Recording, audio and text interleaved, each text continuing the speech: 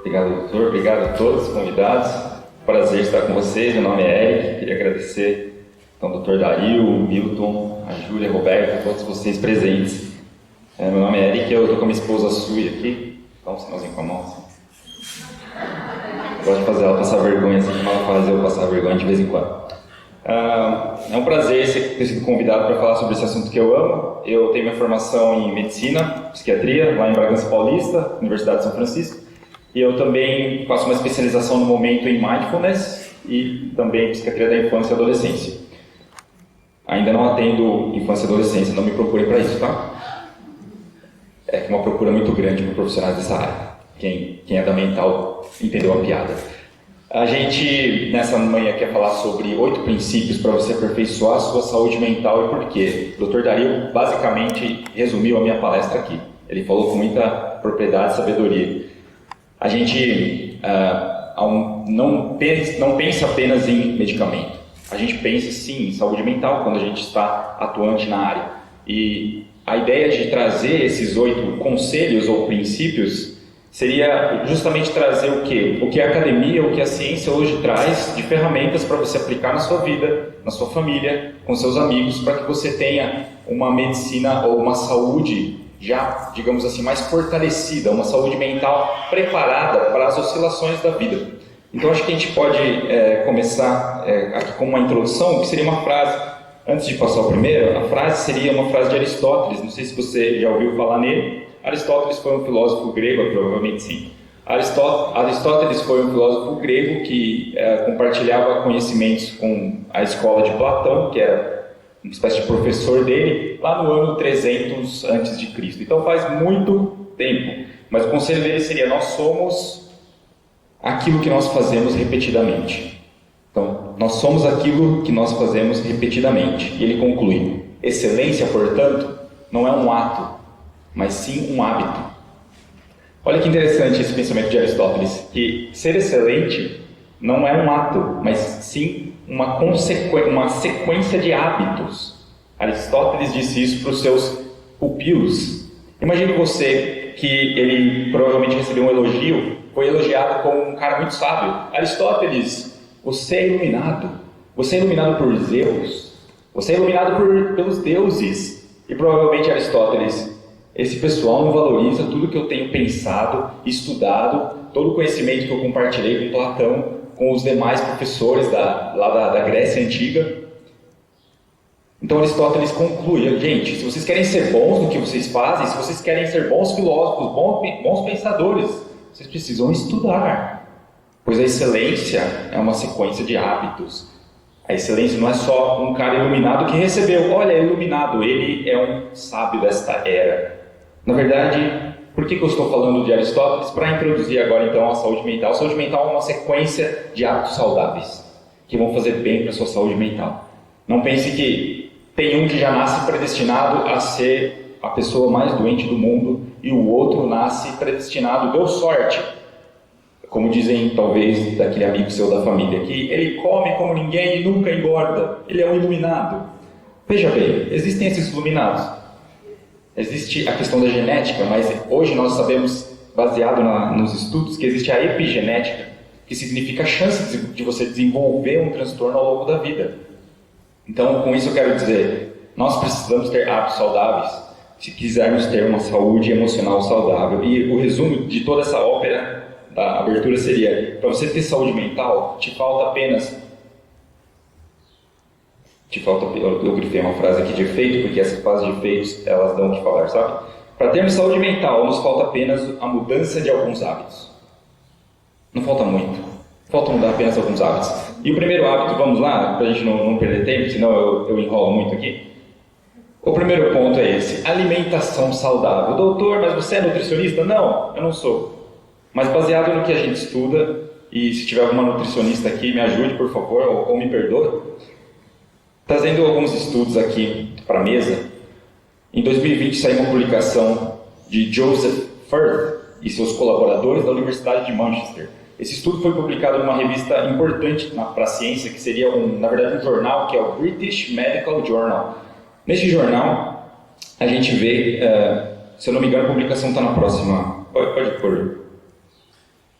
Isso, esse seria o jornal. Então, o British Medical Journal foi publicado com esse seguinte título: Food and Mood, comida e humor. Como a dieta e a alimentação afetam o meu bem-estar. Como isso afeta o meu bem-estar? Será que existe uma correlação entre o que eu como e o que eu sinto?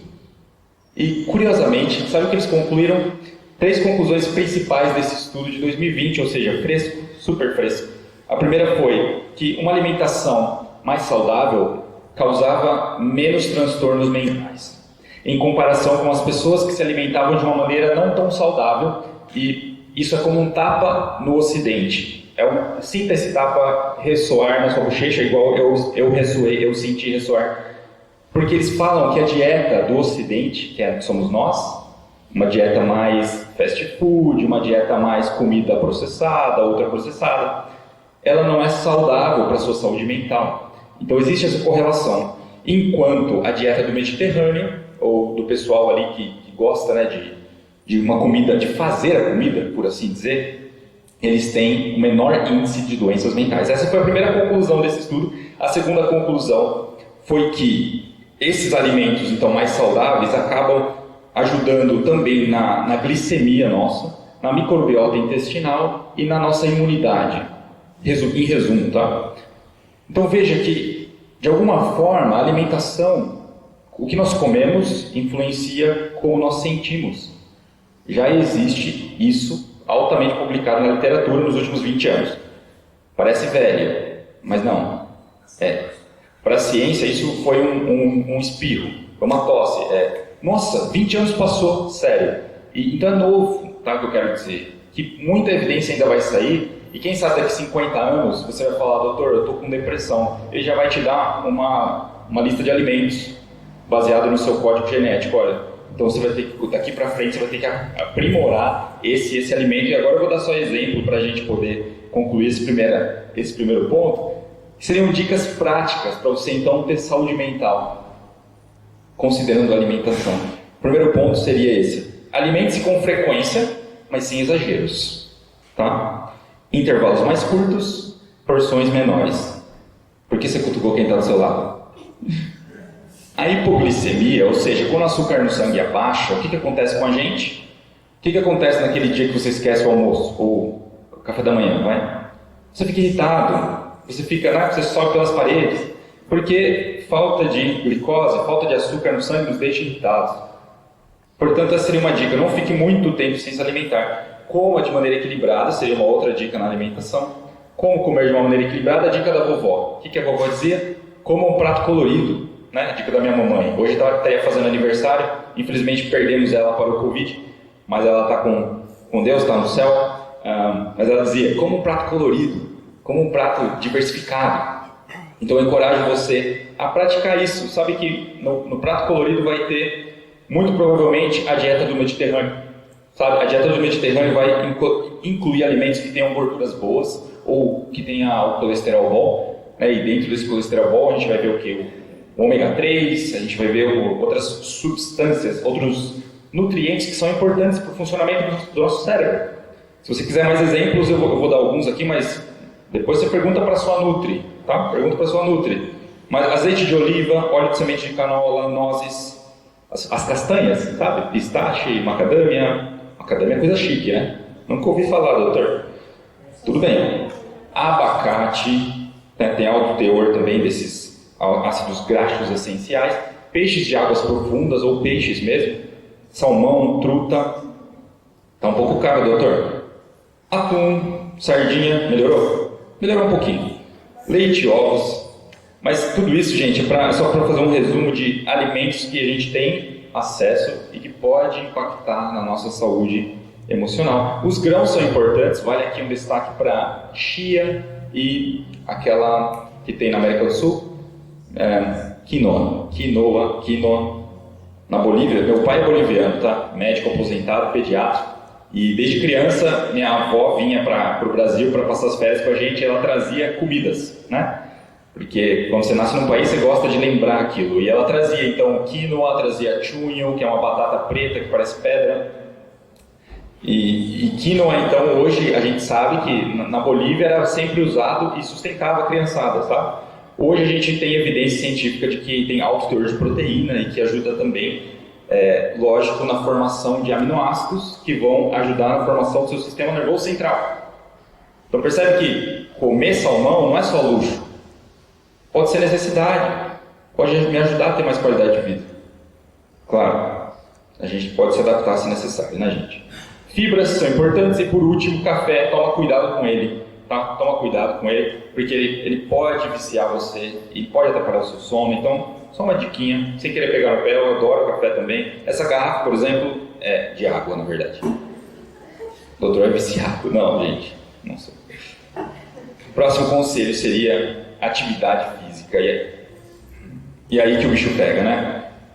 O exemplo do Dr. Dario que é demais, conseguir fazer uma rotina 5 vezes na semana, né? Seria o sonho de todos nós. Mas se a gente falar de isso afeta, doutor, isso impacta na minha saúde emocional? Veja só, muito. Atividade física em primeiro lugar. Quando você pratica, o que você sente? Não no primeiro dia, que o primeiro dia não conta. O primeiro dia é um desencorajamento a todos, né? Você faz atividade física e você se sente atropelado, é horrível. Seu corpo não está condicionado, ainda as fibras musculares não estão prontas. Mas na segunda semana ou no segundo mês, você sente endorfinas agindo no seu corpo, ou seja, neurotransmissores, são substâncias que passeiam no seu cérebro e no seu corpo. Então você praticou atividade física, você se sente bem, você se sente aliviado, você dá bom dia para as pessoas. Olha só como a endorfina trabalha na gente. Mas sabe o que acontece quando isso se torna um hábito? Além das endorfinas, nós temos uma produção controlada no nosso cérebro e corpo de outros neurotransmissores, por exemplo, a dopamina, a serotonina e a noradrenalina, que são substâncias que te dão ânimo, disposição, coragem, vontade, equilibram até a nossa alegria, por assim dizer. Veja, existe evidência científica? Com certeza. Nós temos aqui uma publicação de Philippa Lally, não sei qual é a nacionalidade dela, mas existe esse nome, gente, Philippa. Ela publicou isso no Jornal Europeu de Psicologia Social, tá?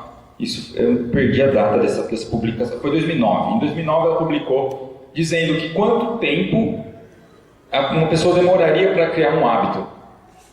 Então o pessoal do coaching gosta de falar sobre isso e não está totalmente errado o que eles falam. A maioria dos coaches vão dizer que você demora cerca de 3 semanas, 21 dias, mas nesse estudo que foi um pouco mais, digamos assim, passa mais fidedignidade pelo tipo de análise, mostrou que para você formar um hábito você leva cerca de 18 dias a 254 dias.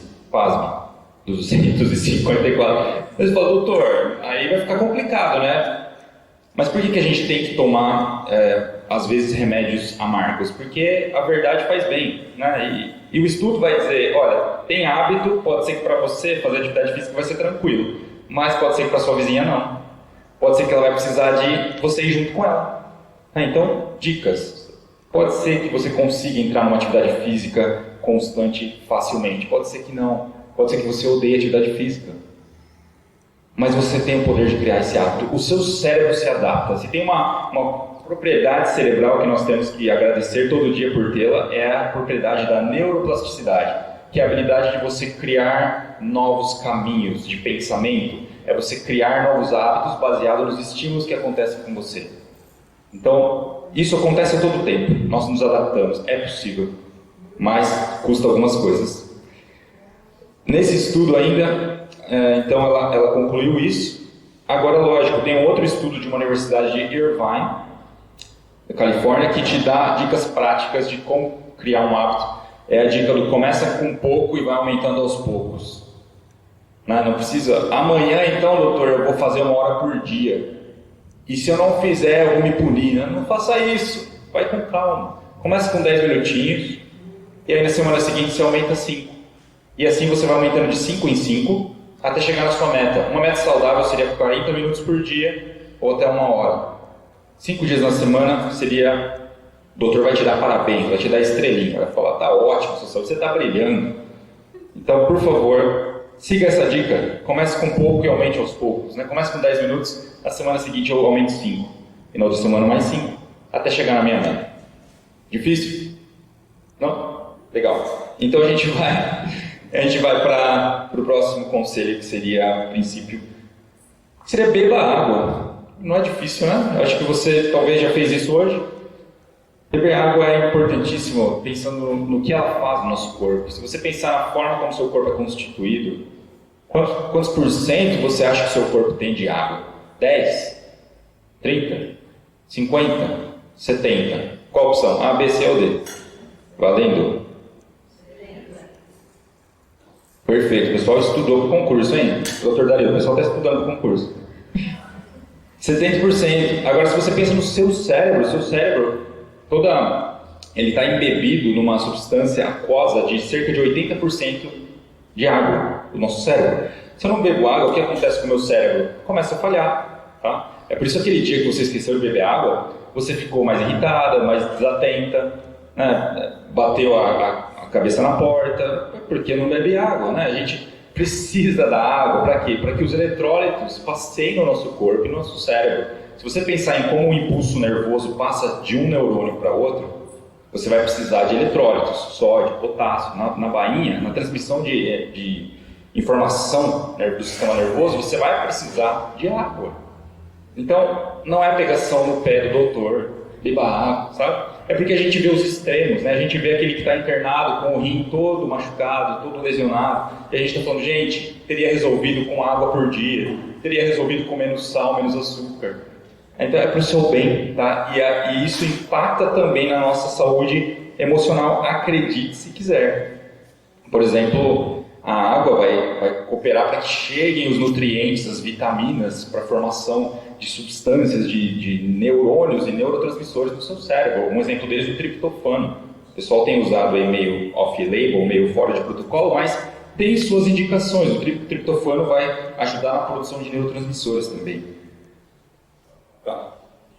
Bom, nós estamos perdendo água todo o tempo quando nós suamos. Por exemplo, eu estou com essa blusa aqui. Não sei porque eu estou com essa blusa aqui. Agora fica chato tirar, mas não tem problema. A gente aguenta. Eu estou perdendo aqui, então, água. Por isso é necessário repô-la.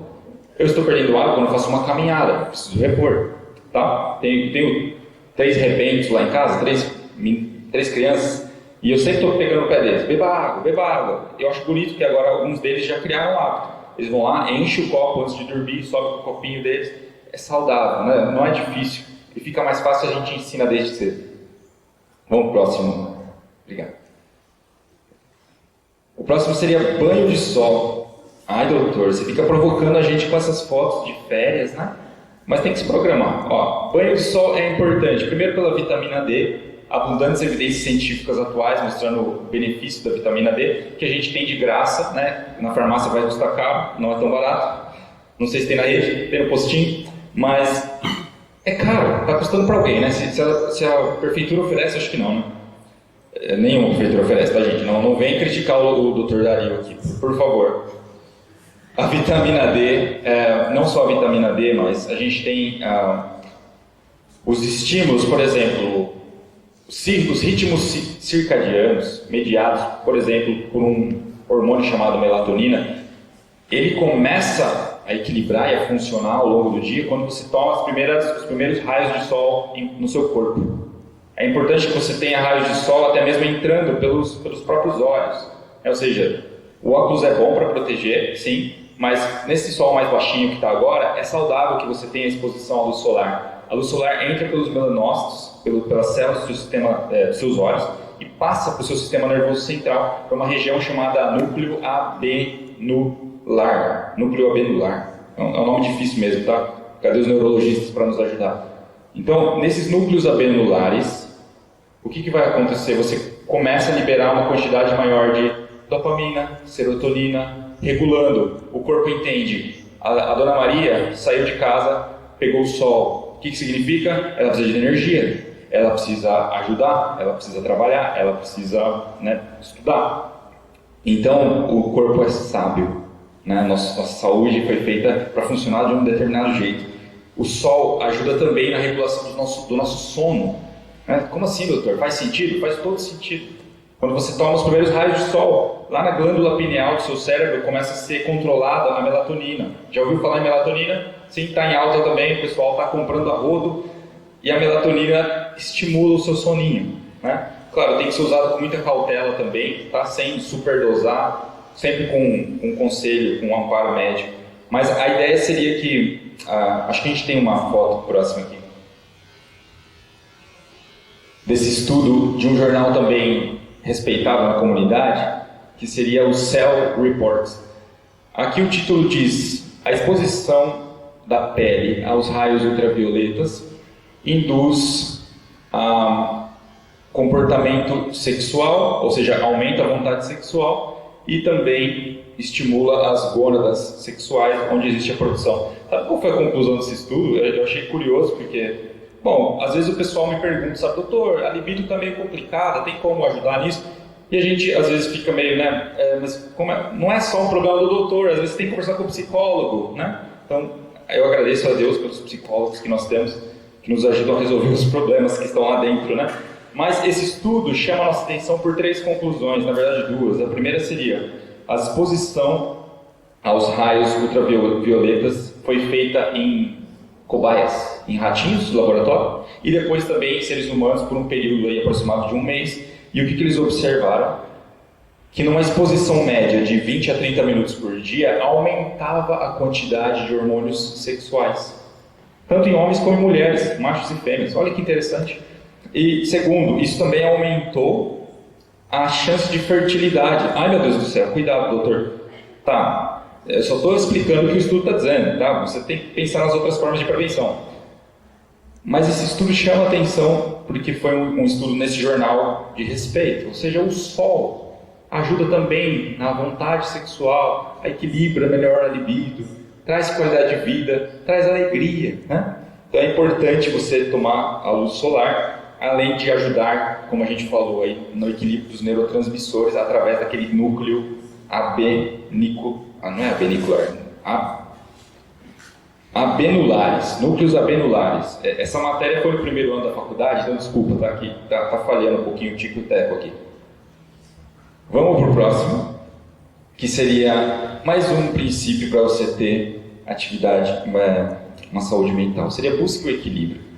Sabe, tem uma frase, talvez você já ouviu, do médico Paracelso, do século XVI. Paracelso dizia o seguinte: a diferença entre o remédio e o veneno está na dose. Sabe as palavras de Paracelso lá no século XVI? A diferença entre o remédio e o veneno está na dose. Se você toma uma dose muito alta de um remédio, vai ser tóxico. Você vai morrer, vai fazer mal. Precisa haver equilíbrio na nossa vida. E quando eu estou trazendo conselhos e princípios aqui para você, eu não quero te colocar um fardo muito pesado, uma carga muito pesada, sabe? Eu estou dizendo para você, olha, procure praticar um pouco mais disso. Acho que você consegue melhorar um pouquinho na alimentação, não consegue? Talvez atividade física, talvez tomar um solzinho, fazer uma caminhada, nem que for de final de semana para um convite. Será que a gente consegue? Sim. Então, essa é a proposta desse ponto, é apenas fazer você olhar para a saúde de uma maneira mais equilibrada. Tem um provérbio chinês que diz o seguinte: os sábios, eu ia falar em chinês aqui, mas fiquei com vergonha, tá? Provérbio chinês que diz: os sábios aprendem com os erros dos outros, os tolos aprendem com os próprios, e os idiotas não aprendem nunca.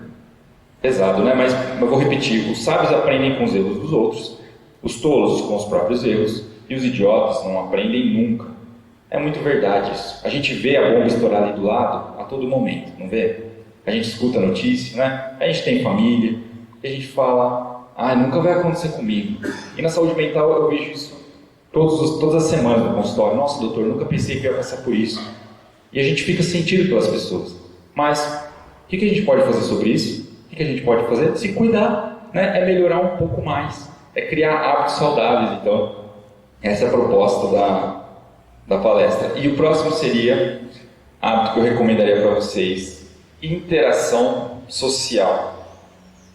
Tem um provérbio africano que diz o seguinte: se você quer ir rápido, vá sozinho. Se você quiser ir rápido, vá sozinho. Se você quiser ir longe, vá acompanhado.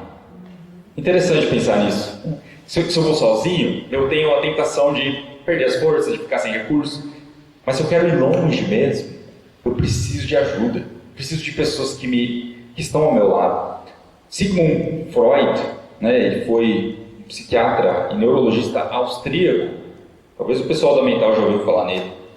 De fato, foi o criador da psicanálise, um grande sábio do século passado. Bom, ele dizia que o homem, em sua essência, é um ser relacional. O homem, em sua essência, é um ser relacional. Curioso que hoje nós temos alguns estudos mostrando que tudo que nós aprendemos é via observação, é via aquilo que nós contemplamos. Existem neurônios no nosso sistema nervoso central chamado um mecanismo, uma propriedade deles, que seriam neurônios espelhos. Esses neurônios espelhos nos ajudam a aprender as coisas à medida que nós vivenciamos. Pega um exemplo de uma criança, um bebê de 4 meses. O que ele sabe, gente? É praticamente uma gelatina, uma geleiazinha fofinha, bonitinha, mas não interage tanto, né? 5 meses, 6 meses, começa a sorrir, e aí as mamães ficam lá, choram, sorriem junto, e os pais também. Que coisa incrível, em tão pouco tempo eles desenvolvem tão grandes habilidades, e com um mês são aqueles pequenos monstrinhos fofinhos, né, que começam a andar. Eles estão vendo. Ele vê o pai e a mãe sorrir em cima e ele fala: eu também acho que consigo fazer isso. Então no cérebro dele ele tenta sorrir igual. Ele vê mamãe e papai dando tchau, ele fala: será que eu consigo fazer isso? Então você acha que ele está falando tchau, mas na verdade ele fala: eu só quero crescer, eu só quero ficar independente e sair de casa. Neurônios espelho. Nós aprendemos por aquilo que observamos. E se não fossem os pais na vida de uma criança, o que seria dela? Né? Nós sentimos muito pelas crianças que não tiveram pais, talvez se você vivenciou esse tipo de realidade. Teria sido muito mais fácil se eles estivessem perto, se eles estivessem presentes, não é? Nós aprendemos pelo que nós observamos e com isso eu quero destacar: valorizem então a interação social. Valorize quem está do seu lado. Sabe, eu sei que a pandemia assustou todo mundo, assustou a gente também, né? Mas já é hora de começar a praticar aquilo que nós precisamos. Nós precisamos uns dos outros. Nós podemos fazer refeição com o nosso amigo, com a nossa amiga, é bom. A gente troca, a gente conversa, a gente às vezes desabafa e tudo bem. Famílias, né? Separe um tempo para a família, faça uma refeição junto por dia, ou pelo menos toda semana, tem que ter a mesa, né? Cuidado aqui com, a gente falou de equilíbrio, cuidado com o celular, com o smartphone. Sabe, o smartphone trouxe muita coisa boa, a gente resolve a nossa vida, resolve banco, resolve tudo, mas às vezes atrapalha. Né? Está resolvendo uma coisa, mas está atrapalhando outra. E às vezes está atrapalhando o que é mais importante, por exemplo, a família. Interação social. Né? Quantas vezes a gente se pega, o filho aqui, a gente aqui. Não, mas eu estou trabalhando, doutor. Eu entendo, mas não dá para ser para sempre. Você não pode trabalhar 24 horas por dia, né? Senão ele não vai saber. As crianças, a pandemia mostrou isso também, tem um estudo aqui da Helena Dragiotti, isso está no jornal de virologia médica, Journal of Medical Virology. Quem conseguir falar virology ganha uma água. É coisa de Piracicabana para falar isso aqui, né? Virology. Todo respeito, tá, gente?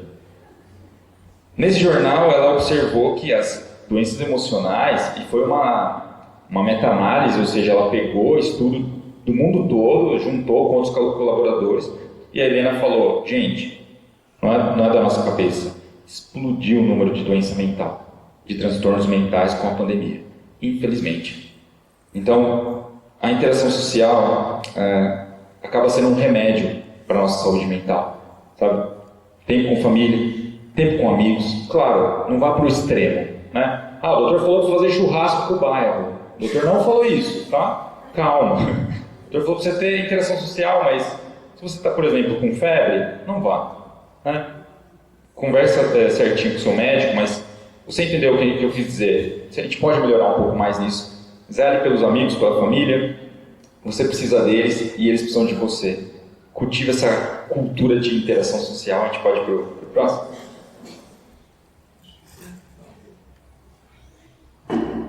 O sono. Aí que o bicho pega, né? Bom, o sono, ele tem uma importância enorme para a sua saúde mental, se você considerar que é na noite que a gente se recupera, é na noite que a gente rejuvenesce. Por exemplo, quando você dorme, Você vai ter hormônios trabalhando no seu sistema nervoso central, no seu cérebro e no seu corpo. Haja vista o efeito da melatonina. À noite você vai ter o hormônio conhecido como GH, o hormônio do crescimento. Existem outros, por exemplo, a serotonina mesmo. Vai estar trabalhando em grande quantidade no sono. Sério, doutor? Sério. É como se fosse o seu corpo fazendo uma massagem em você. Só que você não percebe, tá? Mas quando você deita na cama, sabe aquela suspirada que você tem? É os seus hormônios regulando tudo de novo, dizendo assim, ainda bem que você dormiu, porque agora a gente vai se recuperar para o dia seguinte. Então, existe importância em um sono adequado, porque se eu não durmo, você não absorve e não permite que esses hormônios façam o seu trabalho. Não existe o trabalho adequado do metabolismo deles. A gente tem uma publicação, acho que tem, não sei se eu pus, tá, não tem, próximo. Isso, essa publicação do... Eu tenho que ver aqui a fonte. Dizendo o efeito do sono inadequado no estresse mental ou em quadros de transtorno mental. Essa publicação está no CDC, que é o centro responsável por promover a saúde nos Estados Unidos. Essa publicação mostra que se você tem um sono de menos de 6 horas por dia, ou seja, eles avaliaram 273 mil pessoas, ou seja, é bastante, é uma amostra de respeito. E eles conferiram que se você dorme menos de 6 horas por dia, você tem 2,5 vezes mais chance de ter um transtorno mental. É preocupante. Por quê? Para que dormir, doutor? Né? Dormir é para os fracos, já dizia o narrador lá do jogo de futebol das 10 da noite. Lógico, ele quer ibope, né? Não é para os fracos. Dormir é necessário para todos. Porque se a gente não dorme, a gente não tem o trabalho dos hormônios, a gente não tem, então, a recuperação suficiente para o dia seguinte. Perceba que populações que precisam ter uma privação de sono, o pessoal que faz plantão, né? Meus sentimentos. Eu me incluo, tá? Ainda faço um ou outro plantãozinho ali. E a gente percebe que afeta o nosso humor. Né? Se você tem filho pequeno, já teve, você sabe o que eu estou falando. Né? Coitada das mamães. Uma noite mal dormida. Né? Você sabe que uma mulher ela tem filho pequeno pelo tamanho das olheiras, mas tudo bem, tá? Não tem problema, gente. Faça maquiagem. Afeta profundamente o dia seguinte. Se você dorme mal, no dia seguinte você fica irritada. Você não aguenta nem qualquer ofensa, menor que seja. Para você perceber como afeta o controle emocional. Mas sim, esse estudo traz então essa consciência pessoal. Não é luxo dormir, é necessário. E a recomendação da neurologia, da psiquiatria, da Academia Americana de Sono hoje seria de 7 a 8 horas por dia, tá? Eu sei que é desafiador, tem gente que precisa um pouquinho mais, 9 horas, tudo bem, o pessoal da medicina do sono pode ser consultado se necessário. É uma queixa, digamos assim, bem frequente no consultório, só para curiosidade aí, pelo menos metade dos pacientes que eu atendo reclamam de problemas no sono. Não é pouco, é pesado, sabe? Então, algumas medidas aí, como o doutor compartilhou aqui no começo mesmo, atividade física, né? Atividade física cansa a gente e vai melhorando, vai regulando. Exposição ao solar ajuda na melatonina, que ajuda no sono da noite. Então, todos esses hábitos vão impactar na sua saúde mental. Sabe, o sono é como uma grande orquestra. Você já percebeu uma música que te marca? Talvez Coldplay, U2. É uma música que começa, e aí tem o ápice, e aí ela volta, ela aumenta de novo naquela parte da ponte, e aí ela fica tranquila. Assim é o seu sono. Ele começa, tem o sono REM, tem as fases do sono, como a gente fala. Só que se você dorme menos, tem fases do seu sono que você simplesmente não desfruta. Isso é triste. Você já foi para a churrascaria? Acho que sim, né? Já foi na churrascaria, ficou sem comer a picanha, sem comer a fraldinha, sem comer a alcatra. Doutor, eu só vim aqui comer salada. Eu nunca vi alguém assim. Eu nunca vi, tá? Por mais que a gente atenda todo tipo de gente, né?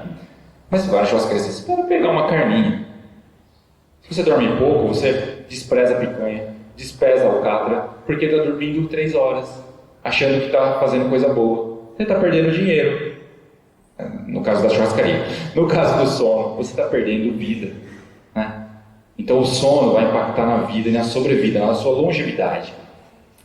Tem um médico ali da Mayo Clinic, ou Mayo Clinic, é uma instituição sem fins lucrativos, mas que faz publicações científicas e é um centro muito respeitado nos Estados Unidos, Minnesota. Esse doutor foi perguntado, Dr. Francisco Lopes, deve ser latino, né? O pessoal está desbravando o mundo, os brasileiros, os latinos estão descobrindo o mundo, então se destacando. Francisco Lopes, será que a falta de sono afeta, é um outro estudo isso, tá?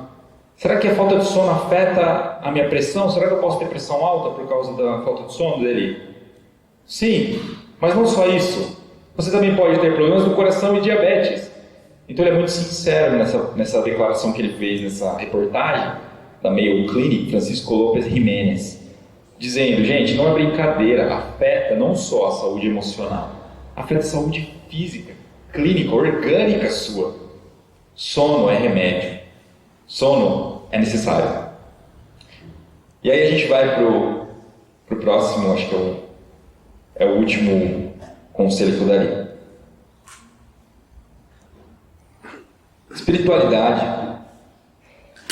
é um conceito que a gente estuda bastante na saúde mental. Espiritualidade não é sinônimo de religião, tá? Às vezes caminha perto, mas espiritualidade tem a ver com a forma como você olha para as coisas. Espiritualidade é como você sente o mundo.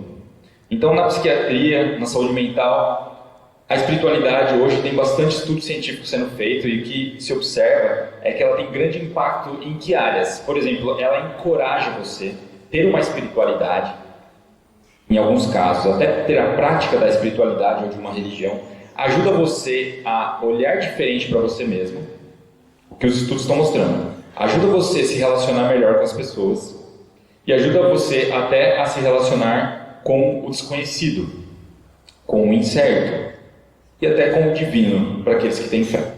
Então, isso são evidências científicas publicadas aqui no site WebMD. O Dr. Dan Brennan, ele fez UCLA e fez o Colégio Médico de Albany. E ele fala isso. O impacto é grande e eu recomendaria a vocês, então, a terem algumas práticas nesse sentido da espiritualidade. Não é difícil, né? Tinha um pessoal ali no fundo fazendo aurículo, né?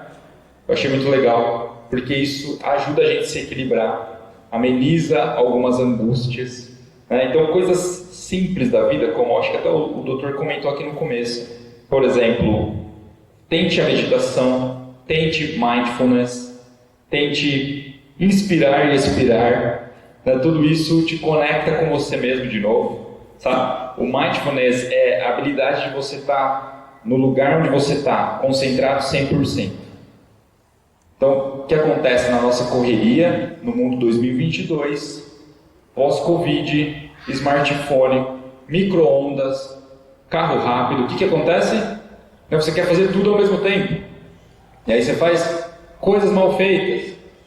Você esquece e perde o celular, a chave do carro. Você fala, doutor, estou com problema de memória, doutor, estou com Alzheimer. Calma, você está acelerado, é só isso, tá bom? Porque se você fizer tudo nesse ritmo maluco, frenético, você não vai conseguir fazer tudo 100%. Então, o Mindfulness tem essa proposta de fazer você curtir cada momento. Está no momento da refeição? É a refeição. Não é hora de ficar vendo os melhores momentos do jogo do São Paulo, do Palmeiras, do Corinthians, né? É refeição.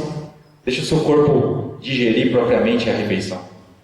É porque você vê o gol, aí você fica feliz, aí você fica triste, né? Ah, tomou esse gol à toa, goleiro ruim, né? Aí você já deixa aquela raiva entrar no seu coração. Mas com isso eu quero dizer para vocês dicas simples que te ajudam a ter uma espiritualidade, uma conexão melhor com você mesmo, com o próximo, e com o desconhecido ou com o divino. Descubra, por exemplo, uma atividade que te faz sentir feliz, envolvido. Eu sinto parte daquilo, aquilo me faz bem, fortalecido, né? Alguns grupos, por exemplo, terapêuticos que nós temos aí na cidade, acho que tem um folhetinho, né, Júlia? Tem alguns grupos. Eles servem para te fazer sentir parte. Olha só, eu não sou a única pessoa que pensa isso ou que sofre isso. Tem outras pessoas que se importam também. Procure também ler bons livros que vão te inspirar. Então, a leitura também é importante para você ter mais espiritualidade. Tente fazer preces ou orações sozinho. Isso são dicas lá do doutor... Esqueci o nome dele aqui, gostei. O Dan. Então o Dan falou, olha, tente fazer preces ou orações, e podem ser sozinho, se você tiver um pouco mais de vergonha, ou até em um grupo. Aqueles que participam de religião sabem o que eu estou falando. Você pode, isso é bom, não é ruim, é saudável. Dedique um tempo também calmo para você mesmo. Quantas mamães sabem o que eu estou falando? Né? Você também é alguém, mãe. A gente dá a vida pelo outro, dá a vida pela casa, pela família, né? Os homens também aqui presentes. Você também precisa ter um tempo para você. Claro, com equilíbrio, né? Não pode também substituir. Tem pai que às vezes já acontece no consultório, a gente tem que dar conselho como se fosse um pai para o paciente. Você fala, meu Deus, eu não queria fazer isso, mas ele está pedindo. Né? O camarada começou a jogar futebol uma vez por semana, e virou 2, virou 3, virou 3 vezes na semana e um dia de final de semana. Aí ele começou a virar noites fora de casa. Eu falei, amigo, isso não vai funcionar. E não funcionou. Gerou um transtorno no casamento. Né? E para corrigir esse transtorno, mais de 1 ano. Tá lá os dois fazendo terapia de casal, bonitinhos agora, felizes, apaixonados de novo. Mas foi necessário parar algumas arestas. Equilíbrio, gente. Né? Um dos princípios para ter saúde mental aqui, que nós falamos. Então, nessa manhã, basicamente, a gente falou de alguns hábitos para você poder fazer a prevenção da sua saúde. Esse seria um segredo, um resumo. Sabe? Faça a prevenção para não ter que depois correr atrás, como a gente faz com o carro, ou como a gente deveria fazer com o carro, doutor. Deveria, né? Prevenção. Iria diminuir os gastos lá, surpresa, digamos assim. Nós falamos a importância de termos uma alimentação saudável, atividade física, beber água, tomar banho de sol, procurar o equilíbrio de tudo, praticar a interação social, ter um sono de qualidade e a espiritualidade. Conclusão, tirando lá de Aristóteles, seria, para termos saúde mental, nos falta apenas a mudança de alguns hábitos. Obrigado.